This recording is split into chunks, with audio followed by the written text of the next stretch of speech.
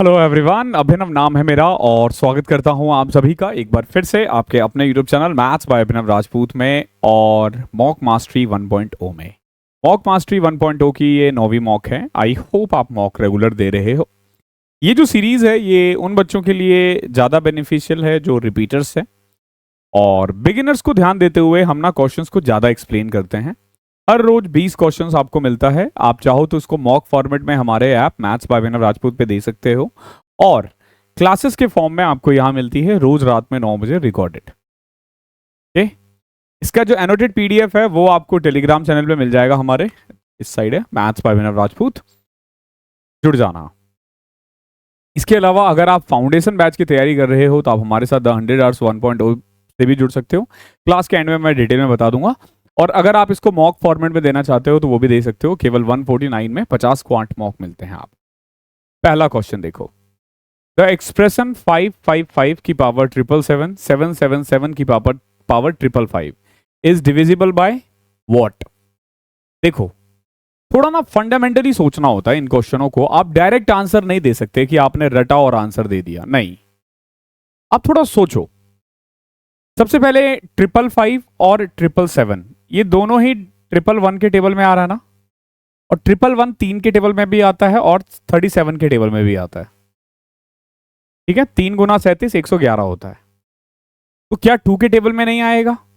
अब एक चीज हमेशा ध्यान रखना, कभी भी जैसे यहां 555 की पावर 777 है, अगर मुझे यूनिट डिजिट निकालना हो ना तो मैं ऐसे लिखूंगा, इसको 4 से डिवाइड करूंगा ना तो 1 आएगा, और यहां पे यूनिट डिजिट 7 है, और जब इसको 4 से डिवाइड करूंगा तो पावर 3 आएगा। तो आप देखोगे 5 और 7 का क्यूब 63, यानी यूनिट डिजिट 8 आ रहा है।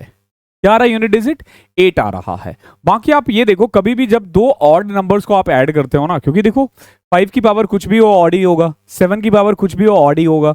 दो ऑड को अगर आप ऐड करते हो ना तो हमेशा इवन आता है, और इवन नंबर हमेशा 2 के टेबल में आता है। तो the right answer is 1 2 and 3, यानी ये 2 3 और 37 तीनों के टेबल में आता है।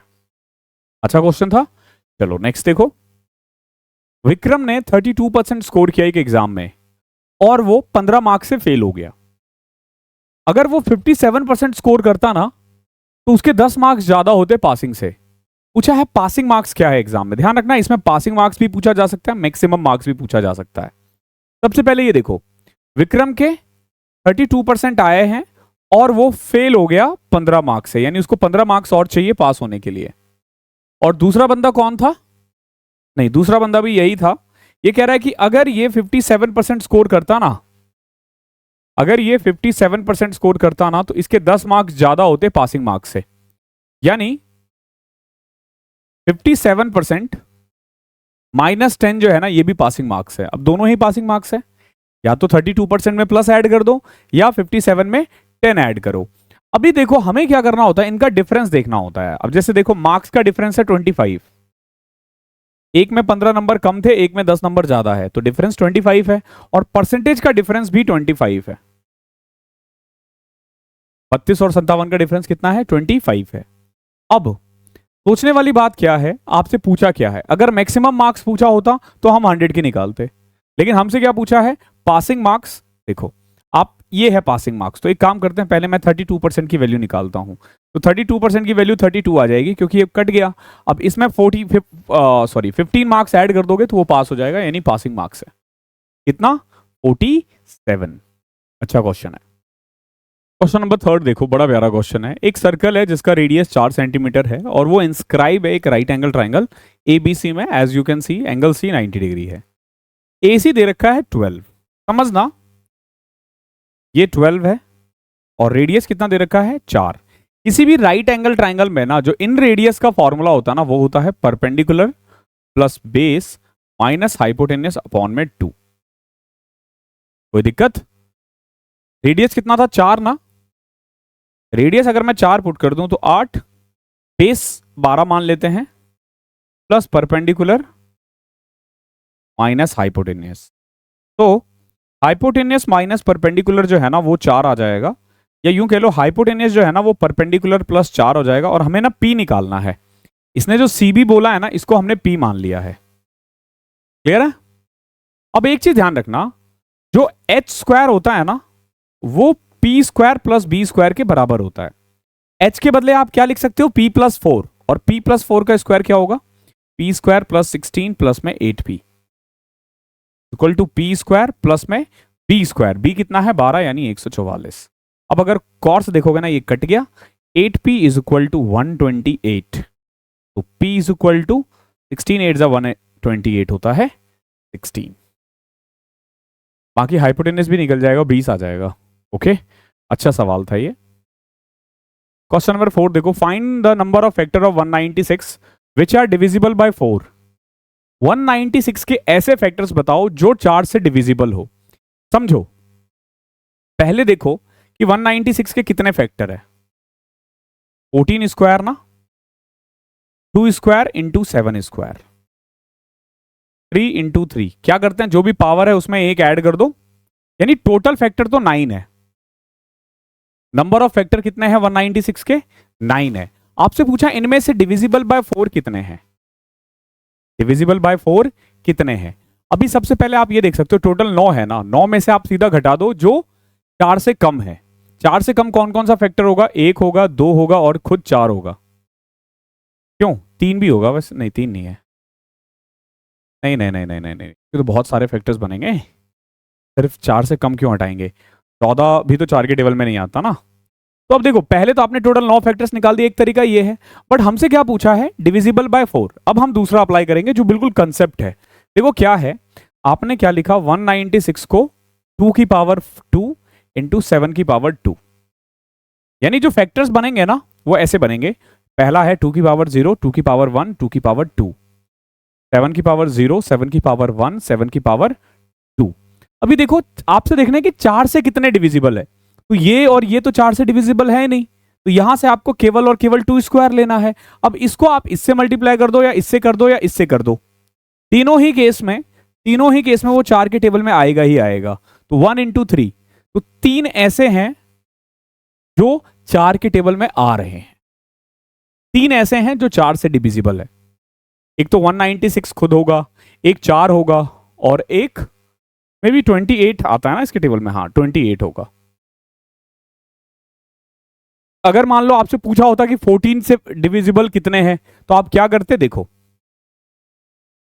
14 के लिए आप यहां से ना कोई भी, इसको छोड़ दो, इन दोनों को ले लो, दो, ठीक है। अब इनमें से ये छोड़ दो, क्यों, क्योंकि 7 2 होता है, इधर से भी 2 ले लो, तो 4 आ जाएगा। कौन कौन से, देखो 14, ठीक है, देन 196, 28 और 98। क्यों, क्योंकि हमें ना 14 बनाना है, तो यहां से 7 उठाओ, 7 इसमें भी है, इसमें भी है 2, और यहां से 2 उठाना है, तो 2 यहां पे भी है, यहां पे भी है। क्वेश्चन नंबर 5 देखो क्या है, a अपॉन में l प्लस m अपॉन में b 1 है, b अपॉन में m प्लस n अपॉन में c भी 1 है, then the value of l upon में a प्लस c अपॉन में n पूछा है कितना होगा।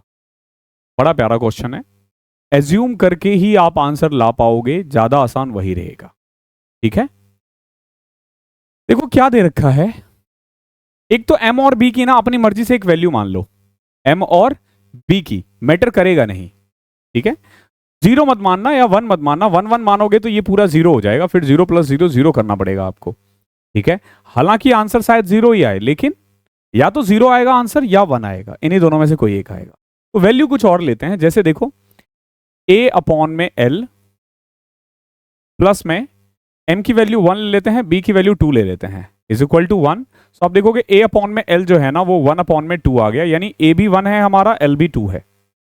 अब दूसरे में देखना, जब मैं b अपॉन में m करता हूं, यानी 2/1 प्लस n अपॉन में c जो है ना वो 1 है, तो आप देखोगे n अपॉन में c जो है ना वो -1 आ जाएगा, यानी कि n की वैल्यू आप ले लो -1 और c की वैल्यू ले लो 1, ठीक है।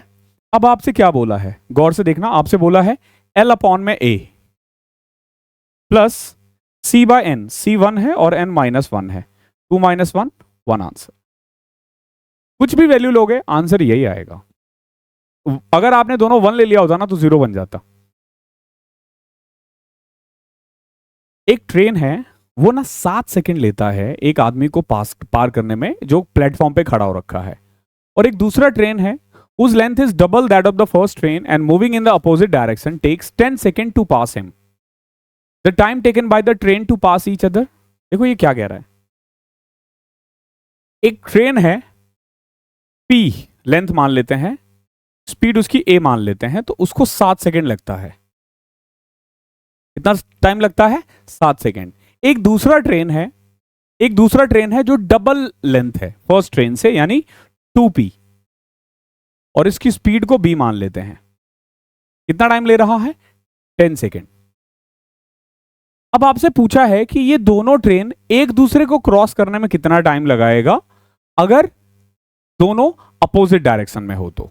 The time taken by the train to pass each other will be, ठीक है, नियरेस्ट इंटीजर बताना है, अपोजिट डायरेक्शन यहां बोला है, ठीक है। तो देखो बेसिकली दोनों का लेंथ हमें पता है कितना है, P और 2P यानी 3P, 3P, तो P माना था हमने, अपॉन में length A plus B put कर दो, ठीक है। देखो यहां से A आएगा P/7 और यहां से B आएगा 2P/10 और you can say P upon में 5। अब एक बात बताओ, A प्लस B क्या आ रहा है? P/7 प्लस P/5, तो 12P अपॉन में 35। ओके, तो आपको कुछ नहीं करना, A प्लस B के बदले 12P अपॉन में 35 पुट कर देना। देखो P से P कटा, 3 से कटा 4, 35/4, 8.75, नियरेस्ट इंटीजर 9 होगा। बहुत प्यारा क्वेश्चन है, बहुत प्यारा क्वेश्चन है। क्वेश्चन नंबर 7 देखो क्या दे रखा है, 3 sin theta plus 5 cos theta 5 है। What is the value of 5 sin minus 3 cos? देखो ऐसे क्वेश्चन को कैसे कर सकते हैं हम, देखना। पहले मैं आपको ना पूरा तरीका बताता हूं और उसके बाद मैं सीधा बताऊंगा कैसे आंसर लाते हैं। 3 sin थीटा प्लस में 5 cos theta is equal to 5 है, ठीक है। इसका अगर मैं स्क्वायर कर दूं पता क्या होगा, 9 sin स्क्वायर थीटा प्लस में 25 cos स्क्वायर थीटा प्लस में 30 sin theta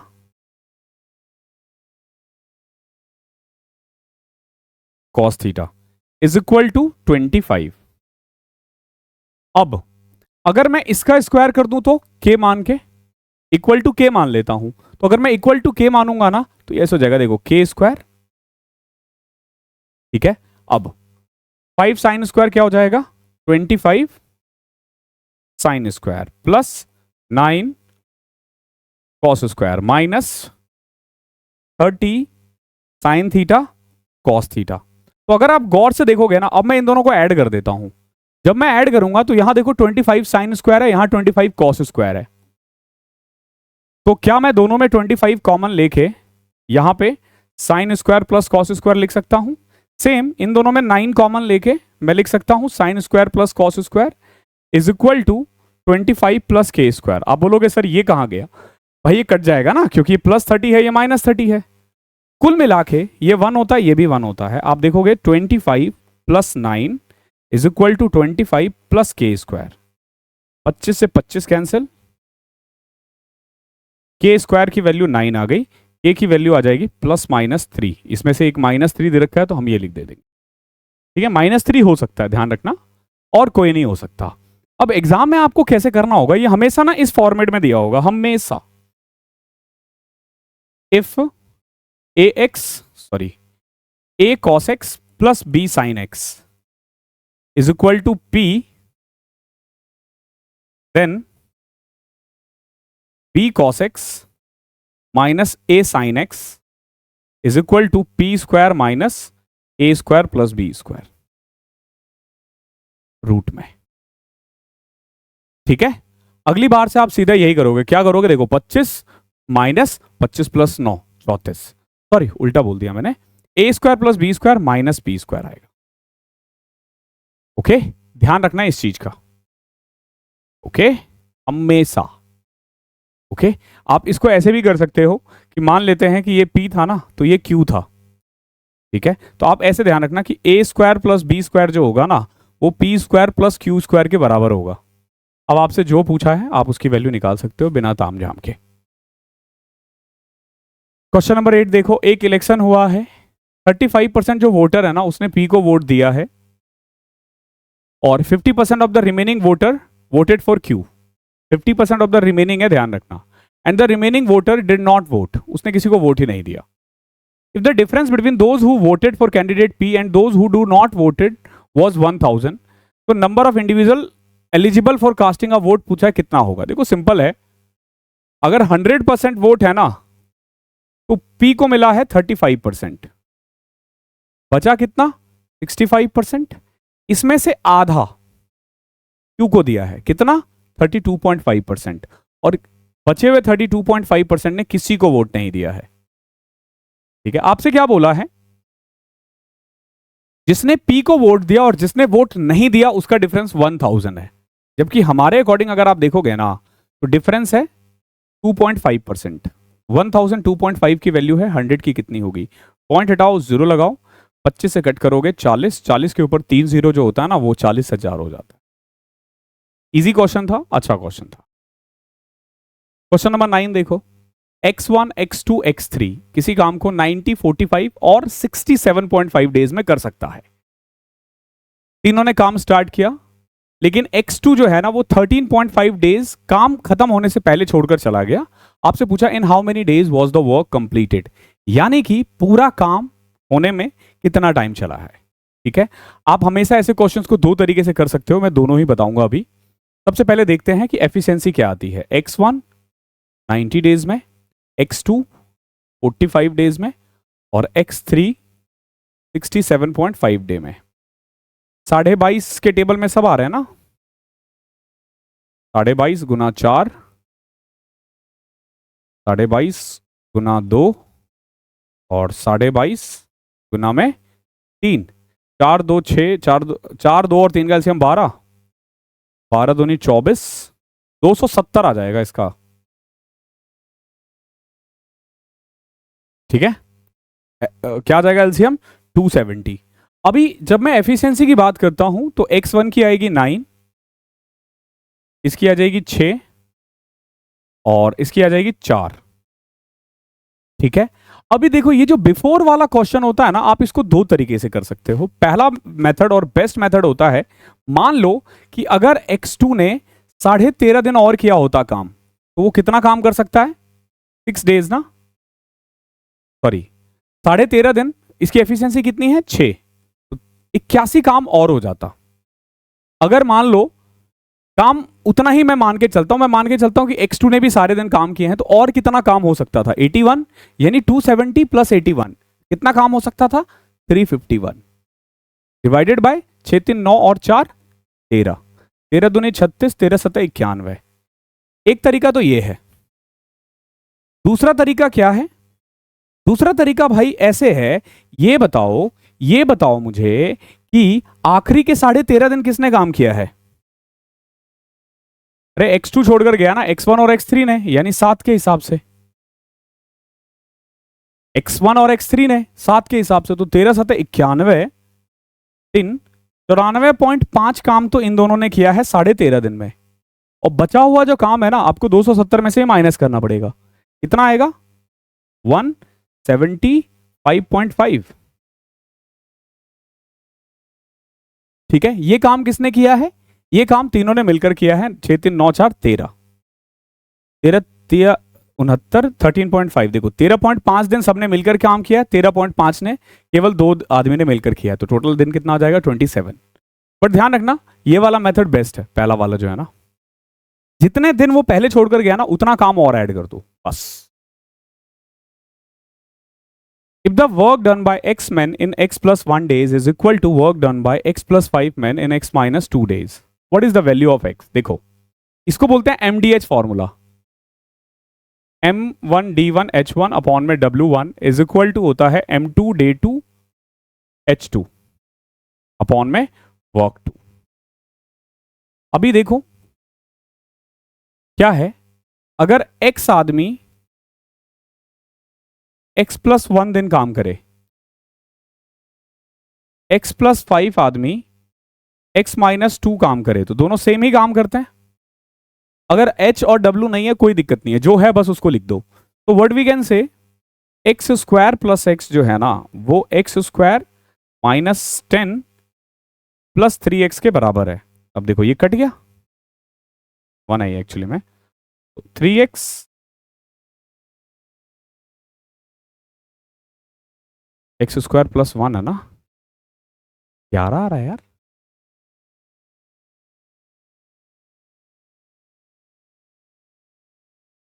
-10 x square plus 3x, sorry नहीं नहीं नहीं, ठीक है ठीक है ठीक है, एक्स स्क्वायर प्लस एक्स आएगा, ओके है। 2x is equal to 10, x की वैल्यू 5 आ गई, तो इजी था यार। आई होप यहां तक कोई दिक्कत नहीं होगी। अगला क्वेश्चन देखते हैं। The digit of the unit place, हमें ना यूनिट डिजिट निकालना है। यूनिट डिजिट का ना कुछ रूल्स होते हैं, याद रखना। जैसे 1 की पावर कुछ भी हो 1 ही रहता है। अगेन यहां पे भी 1 की पावर कुछ भी रहे 1 ही होगा।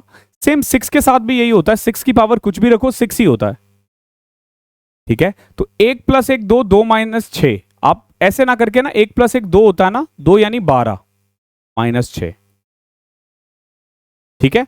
जब आपको लगे कि ये बड़ा है ये छोटा है, अपने आप एक पहले लगा दो, ठीक है। 4 में से 6 कैसे घटाओगे, 14 में से 6 घटाओगे, ध्यान रखना 8 आएगा। या ऐसे भी करते हैं, जैसे 2 + 6 -4 आ रहा है ना, 10 में से 4 घटा दो 6 आ जाएगा आंसर।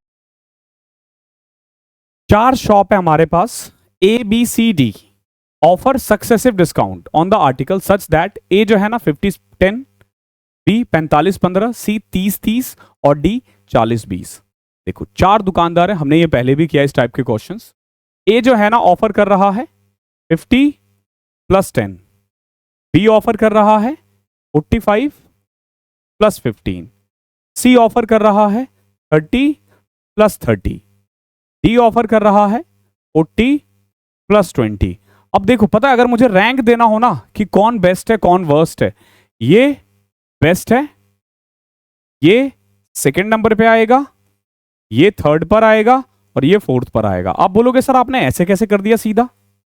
तो भाई देखो कभी भी ना अगर सम बराबर हो, जैसे इस क्वेश्चन में देखोगे 50 + 10, ये सब का जो सम है ना वो बराबर है, तो आप देखा करो डिफरेंस कहां ज्यादा है। तो 50 और 10 का डिफरेंस 40 सबसे ज्यादा है, फिर यहां 30 है, यहां 20 है और यहां 0 है, तो 0 डिफरेंस तो सबसे बेकार होता है, ठीक है। तो क्या पूछा है, which offer is the best for customer. एक चीज ध्यान रखना, कई बार ये दुकानदार का भी पूछ लेता है, तो दुकानदार के लिए बेस्ट है C, लेकिन कस्टमर के लिए जो बेस्ट है ना वो है A। अच्छा का सवाल था। 13 देखो, 10A - sin A का होल स्क्वायर अपॉन में 1 - cos A is equal to 10 square है। पूछा है cot स्क्वायर - cot की पावर 4 कितना होगा, ठीक है। cot स्क्वायर - cot की पावर 4 कितना होगा, माइट भी हमें कुछ वैल्यू निकालनी पड़ेगी, बट उससे पहले ना हमें ये सॉल्व करना। देखो कैसे, 10A को क्या लिख सकते हो, sine by cos minus sine का होल स्क्वायर 1 - कॉस, और 10 स्क्वायर को लिख सकते हो sine square by cos square. अब ये करो, ऊपर से साइन स्क्वायर कॉमन ले लो, तो यहां बच जाएगा 1 - कॉस अपॉन में कॉस का होल स्क्वायर अपॉन में 1 - कॉस। आगे देखो, साइन स्क्वायर कॉस स्क्वायर, गौर से देखना, ये साइन स्क्वायर इससे कैंसिल आउट हो गया, ठीक है। बाहर आएगा ना 1 - कॉस का होल स्क्वायर अपॉन में कॉस स्क्वायर 1 - कॉस, 1 अपॉन में कॉस स्क्वायर से कॉस स्क्वायर फिर कैंसिल, 1 - कॉस कटा, 1 - cos is equal to 1, cos आ गया आपका 0। कॉस 0 180 पे होता है यार, लेकिन हमें A < 90 लेना है, ये भी दिक्कत है।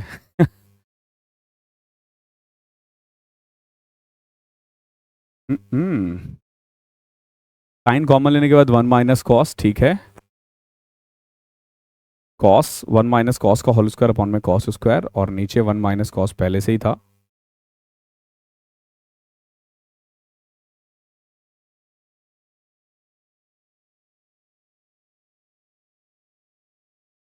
वन माइनस कॉस, कॉस 0 है, कॉस 0 0 पे नहीं होता, कॉस 0 1, कॉस 0 1 होता है एक्चुअली में, ध्यान रखना। और ये फर्स्ट क्वाड्रेंट बोला है, कॉस 90, अच्छा अच्छा ओके ओके ओके, 90 तो ले सकते हैं ना, A इज < 90 बोला है, तो कॉस 0 90 पे होता है। अब कॉट 90 की वैल्यू कितनी होती है, अगर आप देखोगे कॉस बाय साइन ना 0/1 0 होता है, ठीक है। कॉट 90 कितना होता है 0, तो इसका आंसर पूरा 0 ही आ जाएगा। जैसे कॉट 90 0 नहीं होता यार, नॉट डिफाइंड होता है। कॉट 90 ना नॉट डिफाइंड होता है, इसका आंसर ना नॉट डिफाइंड आएगा। Okay, according to this, unless and until की क्वेश्चन में कोई दिक्कत हो सकता है कि कोई दिक्कत हो, ऐसा कोई वो नहीं है। चलो अगला देखो, question number 14। The percentage profit earned by selling an article for 955 is equal to the percentage loss incurred by selling the same article for 845। आपसे क्या बोला है, एक आर्टिकल को अगर मैं 955 में बेचता हूं ना तो उतना ही लॉस होता है, सॉरी उतना ही प्रॉफिट होता है जितना मुझे 845 पे बेचने के बाद लॉस होता है। पूछा है 6% प्रॉफिट के लिए कितना बेचना पड़ेगा। अगर प्रॉफिट और लॉस बराबर है, कॉस्ट प्राइस जो होता है ना बिल्कुल मिड में होता है इसके, ठीक है। दोनों को ऐड करोगे, 2 से डिवाइड करोगे, 900 आ जाएगा। अब 900 को अगर 6% प्रॉफिट पर बेचे जाएंगे ना तो 954 हो जाएगा। ये इजी है, बस आपको बस ये ध्यान रखना है कि अगर percentage of loss percentage of profit के बराबर है तो cost price will lie exactly between 955 and 845, ठीक है। तो इन दोनों का सम 1800 आ रहा है और 1800 को 2 से डिवाइड करोगे तो 900 आ जाएगा। 15 देखो, if interest is being compounded annually then what sum will amount to rupees this in 2 year at 30% per annum. Interest, compound interest annually है, 30% रेट है। आपसे पूछा प्रिंसिपल कितना होगा अगर अमाउंट 9464 है। देखो 30% का मतलब होता है कि अगर आपने 10 रुपए लगाया ना तो वो 13 हो जाएगा। और कंपाउंड इंटरेस्ट का सिंपल कंसेप्ट है कि अगर 2 साल है तो स्क्वायर कर दो, यानी 100 रुपए लगाया 169 हो गया। तो ये जो 9464 है ना, ये वैल्यू है 169 की। पूछा है बताओ 100 की कितनी होगी। 13 से कट करोगे, 13 सतह 91, 13 दूनी 26, 13 अठे 104। फिर 13 से कट करो, 13 पचे 65, 13 छिक 78, 56 इंटू 100। आसान है ना। ये ध्यान रखना प्रिंसिपल और अमाउंट का रेशियो। 2 साल है तो स्क्वायर किया, 3 साल होता तो क्यूब, 4 साल होता तो पावर 4 करते। In vessel x and why the ratio of acid and water 3:7 और 1:3 है। The content of XY are mixed in the ratio 1:2 to get a solution in which acid and water are in the ratio 1:2। देखो ये क्या कह रहा है, हमारे पास 2 बर्तन है X और Y।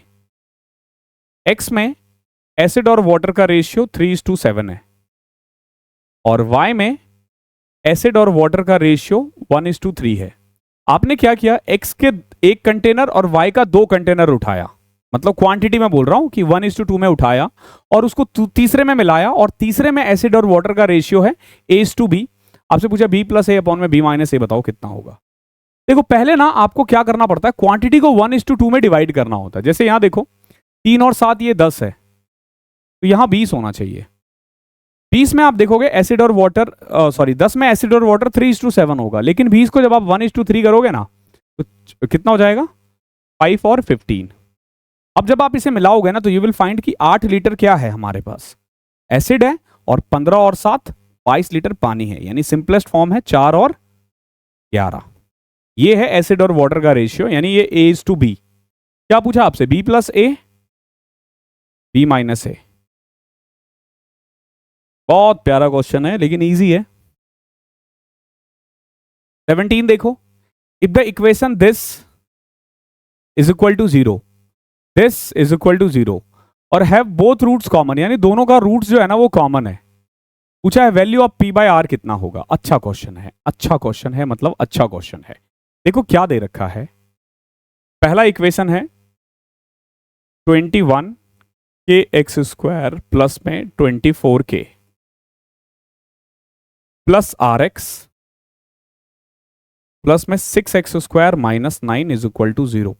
सिंपलेस्ट फॉर्म में लिखो ना तो x² कॉमन ले लोगे ना तो 21k प्लस 6 हो जाएगा।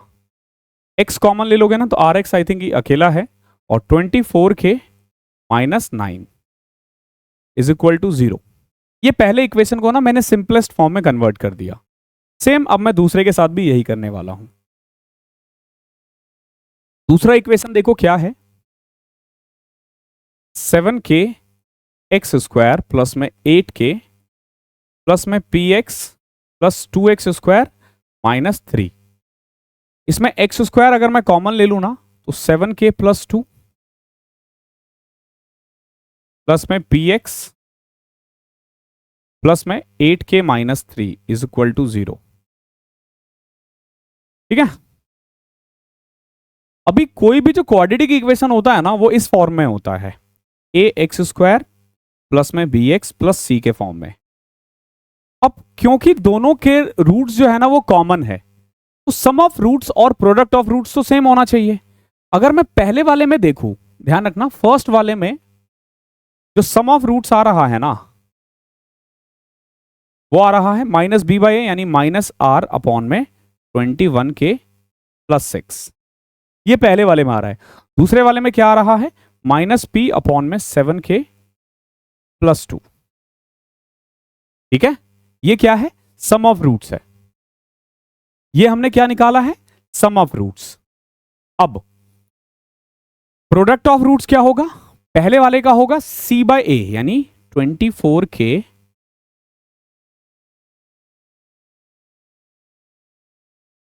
24k में से अगर मैं 3 कॉमन ले लेता हूं ना 8k माइनस 3 c बाय ए होता है। ध्यान रखना a कितना है 21k plus 6 is equal to इसका कितना आ जाएगा 8k माइनस 3 अपॉन में 7k प्लस 2।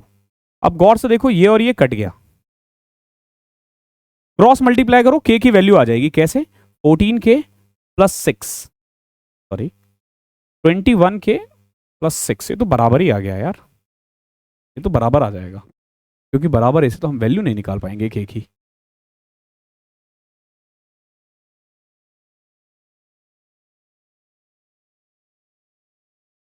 तो एक काम करते हैं ना, अगर मैं इस इक्वेशन को 3 से मल्टीप्लाई कर दूं, इसकी जरूरत नहीं पड़ेगी यार, ये तो बहुत आसान हो जाएगा। अगर ये बराबर आ रहा है, अगर मैं इसको 3 से मल्टीप्लाई कर दूं तो पता है ये कैसा हो जाएगा, ये ऐसा हो जाएगा। देखो एक्स स्क्वायर प्लस में 21k प्लस 6 प्लस में 3px प्लस में 24k minus 9 is equal to 0।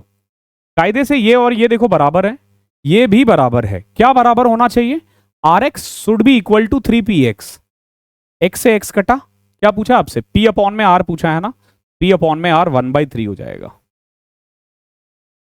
ये तो इजी था लेकिन अच्छा क्वेश्चन था, अच्छा बोले तो बहुत प्यारा क्वेश्चन है।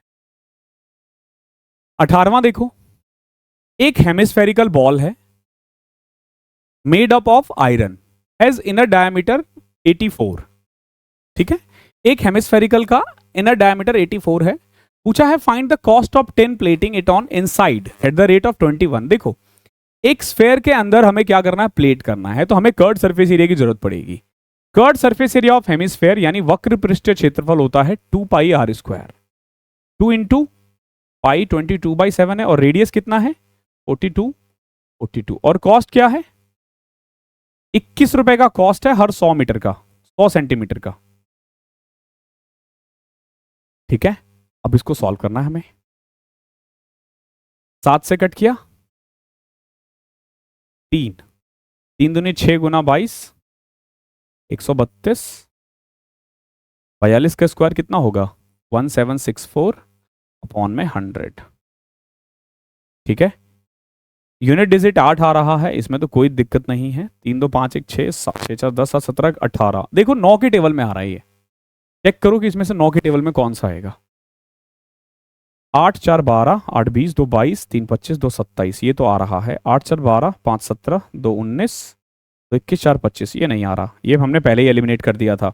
8 4 12 5 17 5 22 3 25 2 27। अभी आप देखोगे या तो ये ऑप्शन होगा या तो ये होगा। ठीक है, इसमें देखोगे आखिरी का 2 डिजिट सेम है लेकिन तीसरा अलग है, तीसरा अलग है। ओके, अब थोड़ा दिमाग लगाना, यहां पे 2 आ रहा है, यहां पे 4 आ रहा है ना, तो जो भी आंसर आएगा वो 8 के टेबल में आना चाहिए, तो उस हिसाब से 8 के टेबल में केवल ए आ रहा है। आपको ना यूनिट में सारे रूल्स अप्लाई कर देने होते हैं कि 2 के टेबल में क्या आएगा, 4 के टेबल में क्या आएगा, 8 का 11 का सब लगा देते। 9 का। इससे क्या होगा ना, मल्टीप्लाई करने की जरूरत नहीं पड़ेगी, आप जल्दी आंसर पे आ जाओगे। ओके, 548 तो 8 के टेबल में नहीं आता, 8 से 48 ये नहीं आता। अब यहां देखो 11 प्लस 2 रूट 18 की क्लोजेस्ट वैल्यू निकालनी है आपको। ठीक है, इसके जो इसमें से कौन सा है जो क्लोज होगा।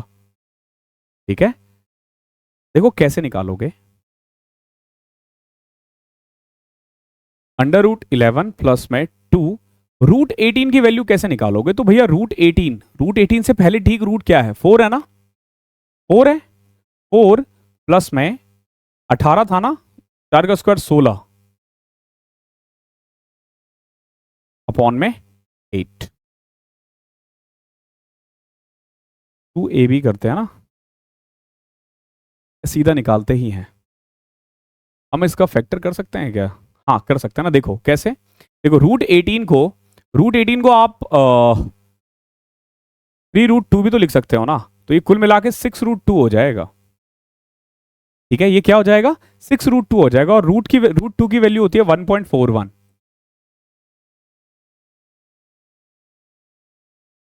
अब देखो 11 प्लस में 14 6 84,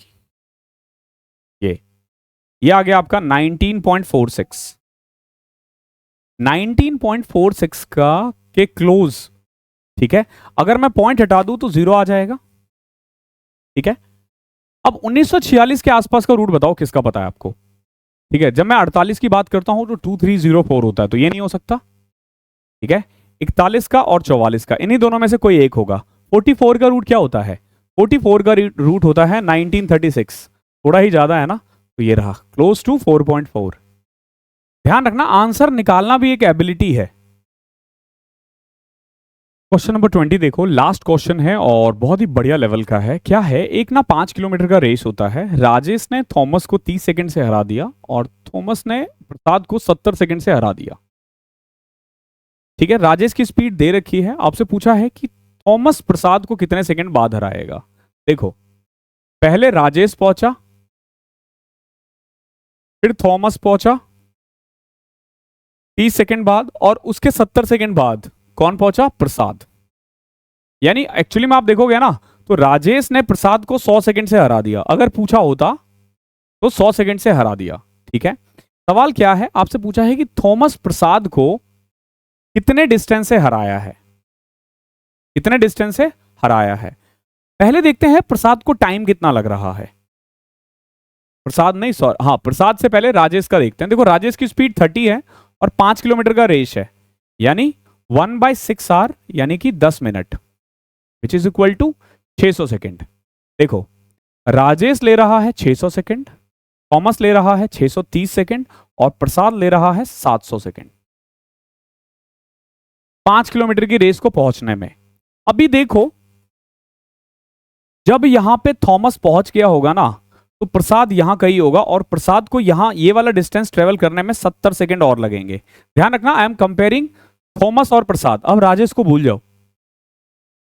ठीक है, कितना टाइम और लगेगा यहां से यहां पहुंचने में, 70 सेकेंड, जब वो थॉमस पहुंचता है। अगर आप गौर से देखते हो, 5 किलोमीटर यानी 5000 मीटर जाने में ना थॉमस को 700 सेकेंड लगता है।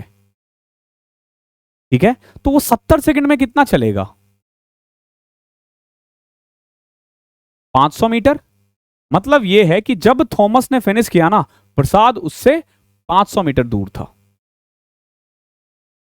बहुत प्यारा क्वेश्चन है, बहुत प्यारा क्वेश्चन है। This is it from this class. I hope पसंद आया होगा। आज का लेवल का आज के मॉक का लेवल भी थोड़ा हाई था। ओके, और ऐसे और क्वेश्चंस की प्रैक्टिस करना चाहते हो तो आप मॉक मास्टरी ज्वाइन कर लेना। केवल 149 में 50 मैथ्स के मॉक मिलेंगे, और ये जो मॉक लेवल है वो अच्छे हैं, और इनका वीडियो सॉल्यूशन मैं प्रोवाइड कर रहा हूँ।